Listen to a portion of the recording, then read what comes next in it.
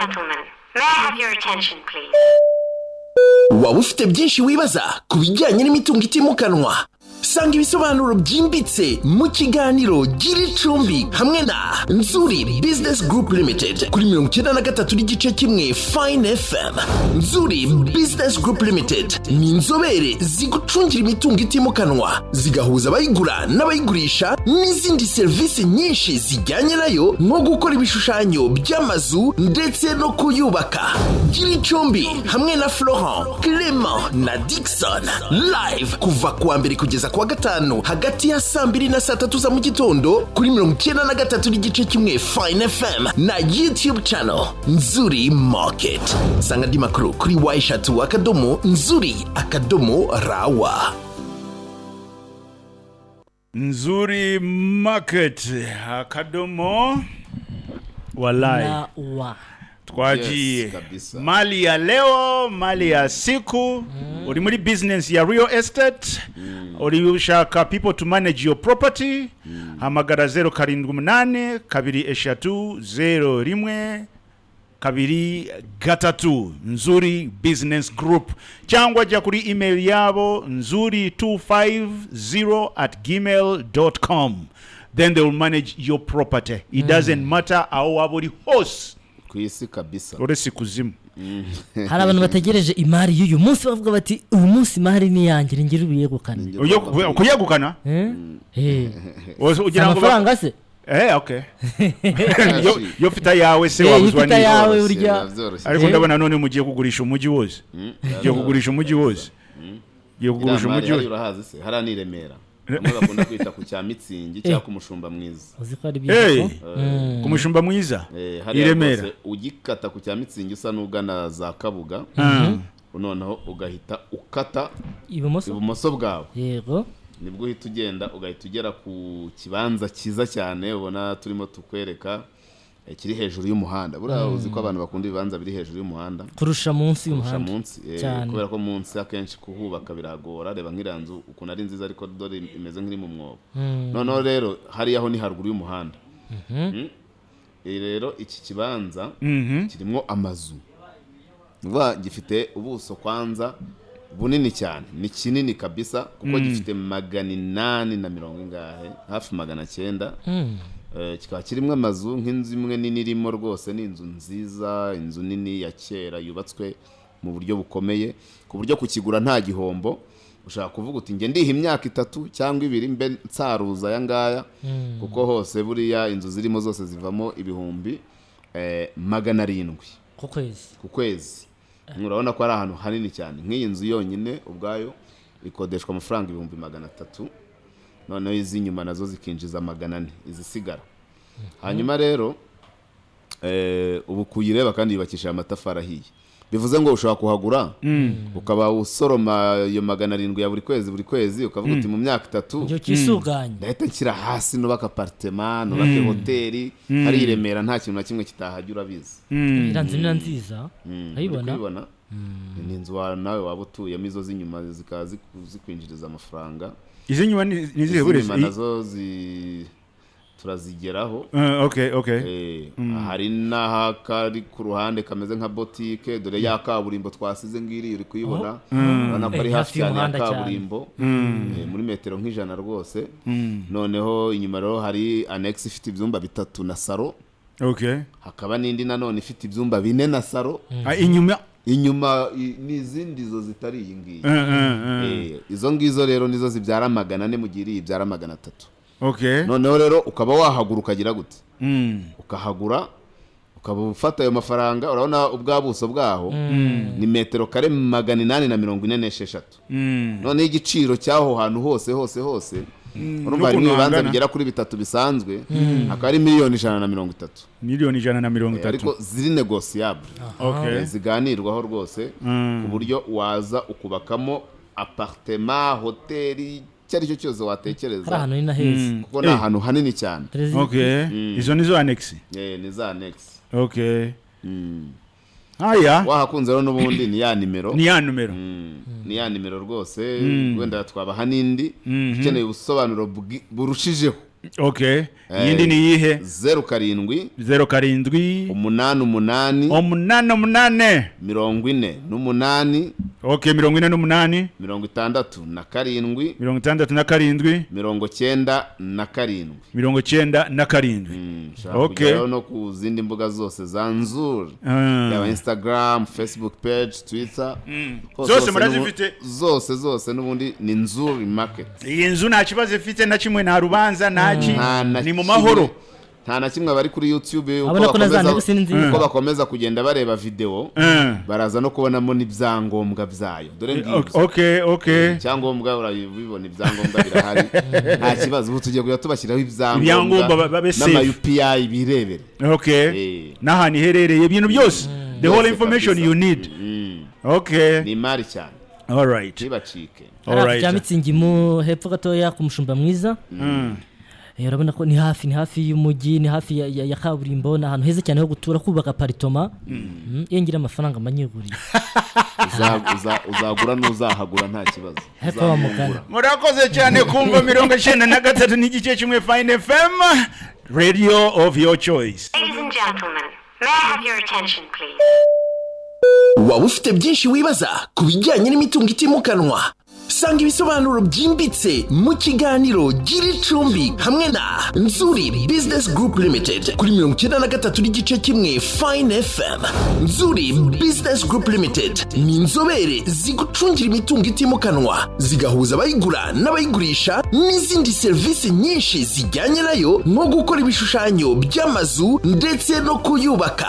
Giricumbi hamwe na Florent, Clement na Dixon live kuva kuwa mbere kugeza kuwa gatanu hagati ya 2 na 3 za mu gitondo kuri 93 n'igice kimwe Fine FM na YouTube channel Nzuri Market. Sanga di makuru kuri y_nzuri_rawa.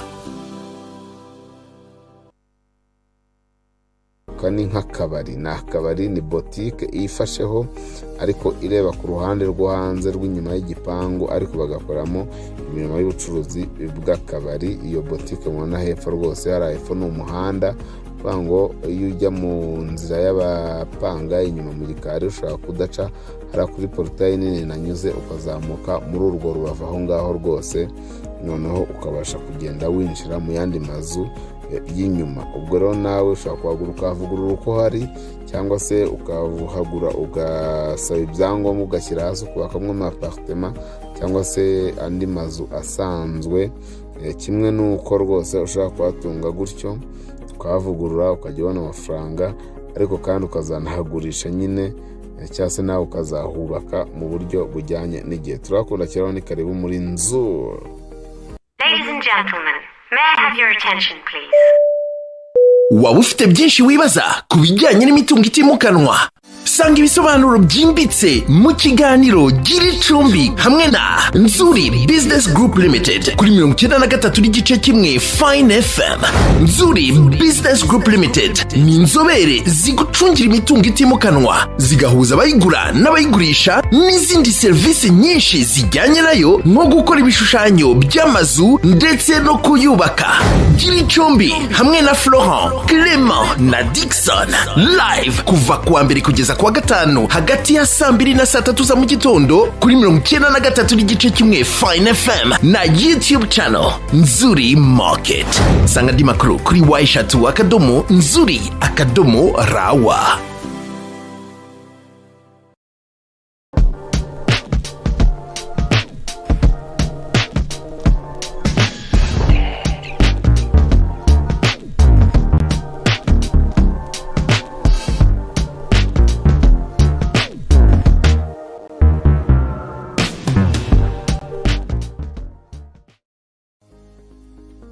Turongeye turabasuje cyane inshuti bavandimwe bakunzi ba Nzuri Business Group Limited, mwebwe mudahwema kudukurikira muciye kuri channel yacu ya Nzuri Market, aho tuba tubagezaho imitungo itimukanwa, yaba igurishwa, ikodeshwa ndetse n'andi makuru yose tuba twifuza kumenya ku bijyanye n'imitungo itimukanwa. Tubaye ikaze rero, kandi tukibutse gukanda subscribe wowe utarabikora, ukore na share ndetse ukande no kukazogera kugira ngo ujye ubasha kujya ubona ibyiza byose tugenda tubagezaho tubicishije kuri iyi channel yacu umunsi ku wundi 5 kuri 5. ngira ngo nk'uko mwakomeje mubibona tuvuye hafi cyane ya kaburimbo cyase kuri kaburimbo. Ahangaha turi akaba ari mu mujyi wa Kigali, ni mu mujyi wa Kigali rwagati. Hano rwose Iremera umanutse gato cyane ahazwi nko ku Cyamitsingi. Aha hantu rero tukaba tugiye kuhabereka ikibanza kinini cyane, turacyita ikibanza kubera ko harimo amazu ashaje, harimo inzu za kera. Ni ikibanza rero kinini kiri ku umuhanda mwiza, n'ubundi nawo ugiye kujyamo kaburimbo kubera ko abantu bamaze kwitanga, leta nayo yamaze kubemerera inkunga yayo. Iki kibanza rero kikaba kiri muri metero byibuze 200 cyangwa se 150 uvuye kuri kaburimbo nini cyane, hano ahazwi nko ku Cyamitsingi cyangwa se ku Mushumba Mwiza. Iki kibanza rero kikaba kiri aho ngaho nyine hafi ya kaburimbo ku Mushumba Mwiza i Remera ku batahazi. Hanyuma kikaba gifite ubuso bwa metero kare 846 metero kare 846, bivuze ngo kaburaho metero kare zitarenga 54 kugira ngo ikibanza cyo cyavamo ibibanza 3, ariko kandi ushobora kukigura uko kiri uko kingana nyine gifite metero kare 846. Urabona yuko iyo hari ureba ku muhanda munini, ngira ngo mwabibonaga tubereka kwasiteri ziri gutambuka. Ariko kandi ntabwo ari ikibanza gusa kubera yuko kirimo amazu, nubwo ari amazu akuze ariko kirimo amazu ushobora kuba rwose wavugurura mu gihe utaratangira kuhubaka. Ukaba wavugurura ahantu hakaba haragenewe R1 cyangwa se R1 imiturire iciriritse, ariko kandi ushobora no kubakamo apartment. Nkuko nababwiye ikibanza gifite metero kare 846, ariko kandi ushobora kuhagura kuri miliyoni 130 zonyine, miliyoni 130, kandi ziri negociable. Ni amafaranga aganirwa, ni miliyoni 130 negociable. Ahantu rero ni ahantu heza, ni ahantu hagezweho. Ngira ngo Iremera murahazi cyane muri benshi, ariko kandi n'iriya nzu nini yubatse muri iki kibanza ikaba yubakishijwe amatafari ahiye. Bivuze ngo rwose ushobora kuba uhaguze ukiha nawe igihe simbizi, cyangwa se ushobora no guhita uhubaka. Ariko kandi uko hameze ubu ngubu habasha kuvamo amafaranga agera mu bihumbi byibuze 700, agera mu 700 buri kwezi. Bivuze ngo rero ushobora kuhagura ukavuga uti wenda ndi imyaka 3 yo kuba nisuganya, ariko kandi si kimwe no kugura ikibanza kirimo ubusa buri kubera yuko ahangaha ho uhagura ayo make cyane n'ubundi, noneho byibuze ukajya ubasha kujya ubona ubwo bukode. Hanyuma nabo baza kugura nyuma bakaba bagira gute, bakaba bagenda bareba ibikenewe. Ahangaha rero ni ahantu heza cyane hashaka miliyoni 130 ziri negociable nk'uko twabivuze, ariko kandi akaba ari i Remera ku Mushumba Mwiza hafi yo ku Cyamitsingi nk'uko muhazi. Ushaka guca ku muhanda wo hasi cyangwa se ugaca hejuru hafi ya Great Hotel. Ni ahantu heza cyane aho hadakwiriye kugucika wowe ushaka kugura ikibanza cyiza gifite metero kare 846 nk'uko nabibabwiye, mu gihe nyine ukisuganya ukawishyuzamo ubwo bukode. Ahangaha rero naho hagarukira inyuma, ku ruhande rw'inyuma. Ahangaha ni rwo rubibi, hagarukira kuri uwo mukingo, ubundi ugasubira epfo ku muhanda. Ubaye rero ahantu wahakunze, kimwe nuko waba nawe ufite ahandi ugurisha, cyangwa se ukaba wahakunze, cyangwa hari n'ahandi ugenda ubona, ushobora kuduhamagara kuri 0788 48 67 cyangwa se ukaduhamagara kuri 0781 2 inshuro 30123. Uwo muryango rero mubona ni umuryango usohoka